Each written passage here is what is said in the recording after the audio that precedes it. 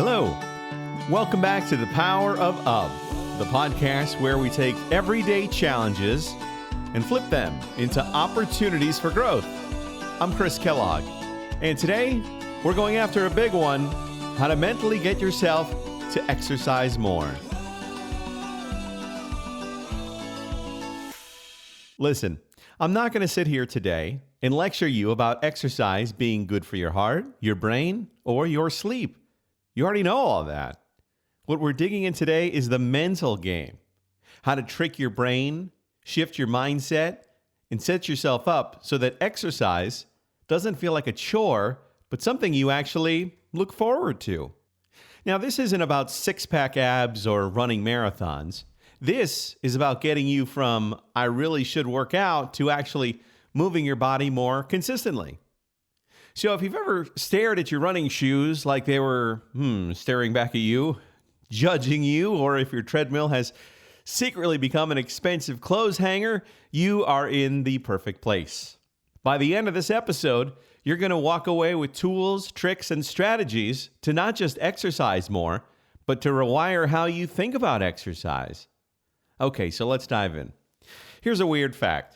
Your brain is literally designed to stop you from exercising. Think about it. Thousands of years ago, humans didn't jog for fun. They walked miles to find food.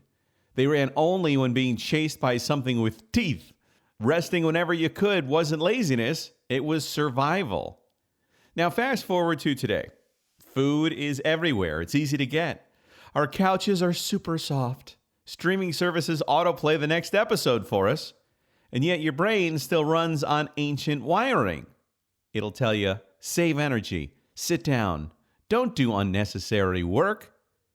That's why exercise feels harder than scrolling TikTok. You're not broken. You're not weak. You are just human. Step one in changing your relationship with exercise is realizing you're fighting against old software. But here's the good news. We can hack it. Let's talk motivation. Everyone says, I just need more motivation. No, that's wrong. Motivation is like your unreliable friend. You love them, but they can cancel your plans half the time. Now, if you rely on motivation to exercise, you'll work out on the days you feel pumped up, which, let's be honest, might be 1 or 2 times a month. What you need instead is systems and discipline. Think about brushing your teeth. Do you want to feel motivated before brushing? No. You just do it. Why? Because it's automatic. We want exercise to feel the same. A habit, not a decision. So instead of asking, how do I get motivated? Ask yourself, how do I make this automatic? And here's some steps. Schedule your workouts like appointments. Set some time. Make it me time. Use habit stacking. Say, after I pour a cup of coffee, I'll do 10 squats. Keep the barrier low. If the gym feels overwhelming, start with home workouts. Motivation gets you started. Habits keep you going.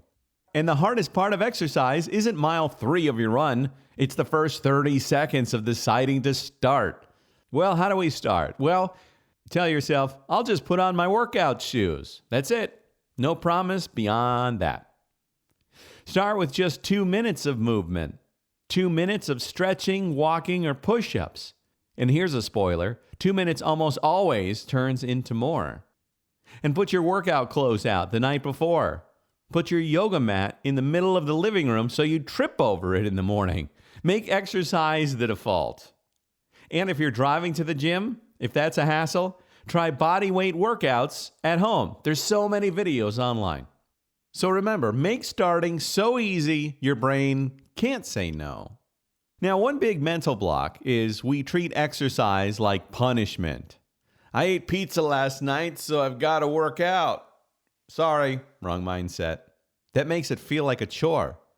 Instead, flip the script. Exercise is not punishment for what you ate. It's a gift you give your body. It's the cheapest form of therapy. It's a mood booster. When you reframe exercise from something you have to do into something you get to do, the whole game changes. Here's a phrase I love. I don't work out because I hate my body.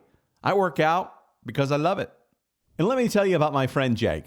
Jake bought a rowing machine. He was so pumped up. First week, he used it every day. He kept calling me. This thing is great. This thing is great. Second week, he used it twice. Third week, it just became a paperweight. Yep. Now, if this sounds familiar, that's because he relied on motivation instead of building a habit. What fixed it? Well, he paired rowing with something he loved, listening to podcasts. He told himself, I only get to listen to my favorite show while I'm rowing. And suddenly, he couldn't wait to row. Here's another. I once promised myself I would do just 5 push-ups before bed.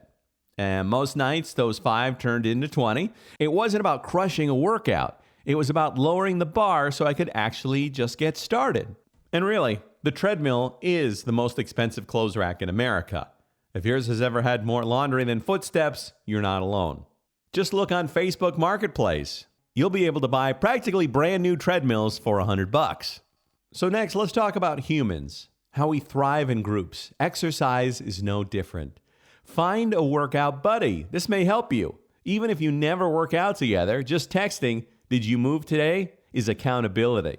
Join a class or online group. Yoga, spin, CrossFit, or even a Facebook walking challenge. And you can share your progress publicly. Yes, even on social media. A little peer pressure works wonders. Now, when you know someone else is counting on you, your brain has a harder time backing out. And here's another mental trap. If I can't do it all, I won't do it at all. You've thought this, right? I don't have an hour, so forget it. Well, the truth is, something is always better than nothing. 10 minutes of stretching beats 0. A walk around the block beats staying inside. Think consistency, not perfection. Progress is like compound interest. Small daily deposits add up over time. Now, before you work out, picture yourself finishing strong. Imagine the sweat, the endorphins, the pride. That mental movie pulls you forward. Also, anchor your why. Maybe it's to keep up with your kids. Maybe it's for stress relief. Maybe it's for confidence. Maybe it's for better health. I at one time weighed 308 pounds. Now I'm down to 185. I know exercise works, but I had to make it a routine. And I wrote down my why was for better health. So put it on a sticky note and revisit it often. When your why is strong, your excuses get weak. So let's do one right now. If you're sitting, roll your shoulders back. Why not take a deep breath? Stand up if you can. Stretch your arms over your head. Now, march in place for 10 seconds. You feel that shift? That's exercise. Doesn't have to be complicated. Sometimes it's just reminding your brain how good movement feels. And exercise isn't just physical, it's mental. The trick is to lower the barriers, build habits, not hope for motivation, reward yourself, reframe exercise as a gift, not a punishment, use community for your accountability, break the all or nothing trap, and anchor your why. And remember, your brain will resist at first, and that's normal. But every small win rewires your brain. Every walk, every stretch, every set of squats sends the message, I'm the kind of person who moves. So today, don't wait for motivation. Don't wait for the perfect workout. Just move. Put on your shoes. Walk around the block a couple times. Stretch for 5 minutes. Just start. Because once you start, you'll realize you never regret exercising. You only regret skipping exercising. And thanks for tuning in to The Power of Up today. Now, if today's episode gave you some ideas or encouragement, share it with a friend who's been struggling to get moving. And hey, subscribe, leave a review, and let me know your own little hacks for exercising more. And hopefully today you'll be able to reconnect with exercise with joy, purpose, and possibility. Whether you're navigating through tough times or just need a lift, The Power of Up is here to remind you there's always a way forward and up.